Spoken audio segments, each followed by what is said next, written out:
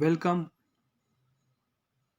Rayat Shikshan Sanstha Mahatma Gandhi junior college Pravaranagar. Our chapter name is electromagnetic induction. This is lecture number 4. Myself Professor Jawahar Pandey. In previous lecture we discussed motional electromotive force, and in last point we discuss translational motion of a conductor. We take frame of wire ABCD. In magnetic field B bar, side AD is stable, but side BC, which is in yellow color, is moving with velocity V bar along x-axis. So we can find E is equal to d phi by dt, but value of phi is given d of dt of blx, so it is equal to bl dx by dt, because b, l are constant, only x is variable, so bl dot dx by dt, but dx by dt is equal to v, so equation comes out to be E is equal to blv. Here v is velocity of wire BC, increasing the length x of wire AB and CD also. From above equation we can understand above result from the magnetic forces on the charges in the moving wire BC. Also, charge Q is carried along by wire BC, and charge Q experience a new type of force which is called as Lorentz force. So F bar is equal to Q dot in bracket V bar cross B bar. This force is perpendicular to both V bar and B bar,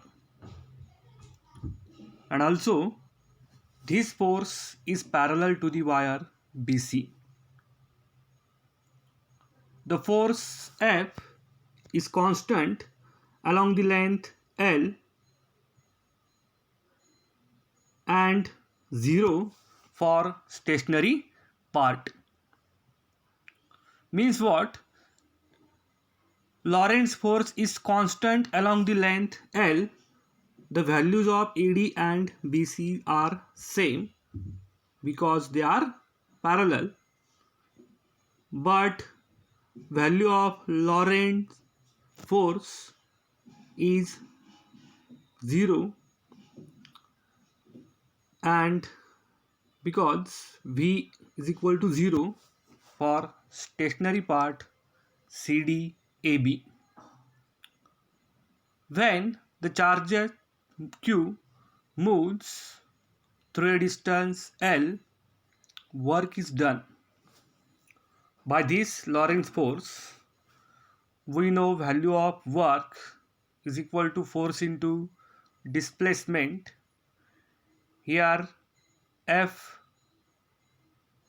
dot L stands for work, so W is equal to F dot L, but F is given as QVV sine of theta into L, where theta is angle between B bar and V bar. The electromotive force generated is nothing but work, and equation for electromotive force is work divided by charge. So equation for work is QVB sine theta dot L divided by Q. Q gets cancelled and we get is equal to VB sine theta dot L. So this is our equation number 11. For maximum induced EMF, the value of sine theta is equal to 1.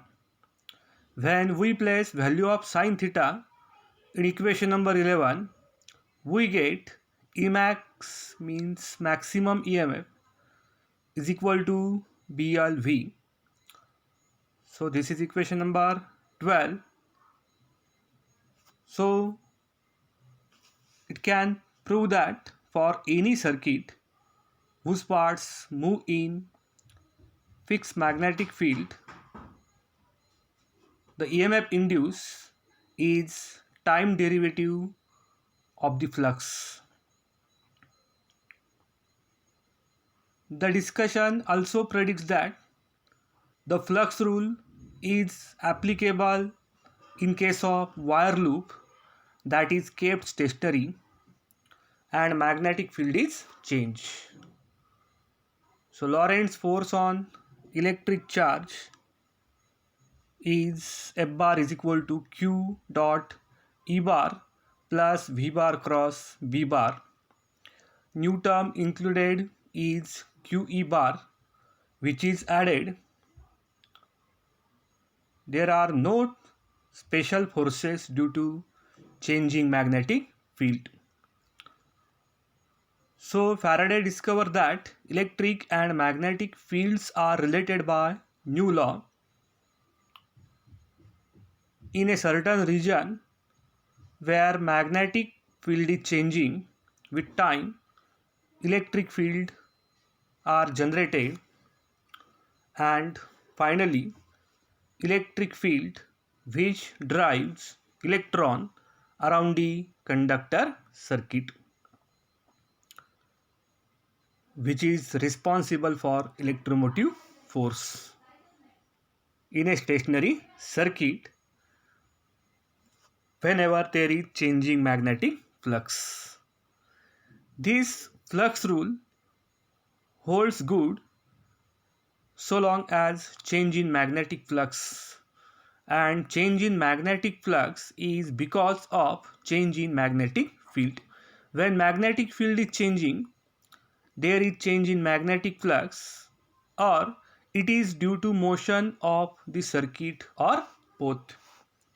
So up to this expression we discussed previously motional electromotive force, and we cover point translational motion of conductor.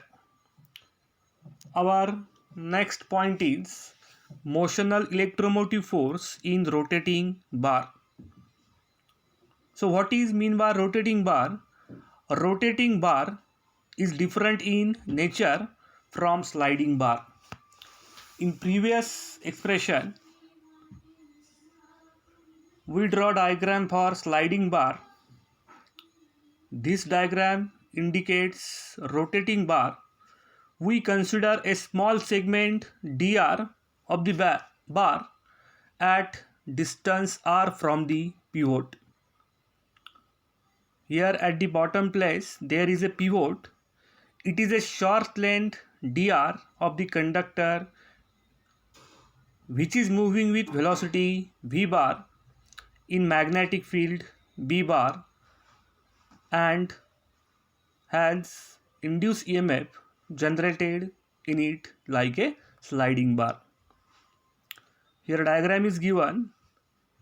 We draw magnetic field B bar into a paper, a conducting bar rotating around a pivot at one end in uniform magnetic field. That conducting bar is perpendicular to plane of rotation. and because of rotation, a rotational EMF is induced between ends of a bar. Afterwards, by imagining all such segments as a source of EMF, this is one source, and in this diagram we consider multiple source. So for this we can find that all these segments are in series, and therefore EMF of individual segments will get added. Now induce EMF dE in the small segment dr of a rotating conductor, D is equal to BVL, but here for L we can write BV dr. So total induced EMF in rotating rod is nothing but integration of dE. So because these all segments are in series, we have to add all these segments. So we must apply integration is equal to integration dE, and value of dE is BV dr. So we get E is equal to integration BV dr. Value of V is given, V is equal to omega r.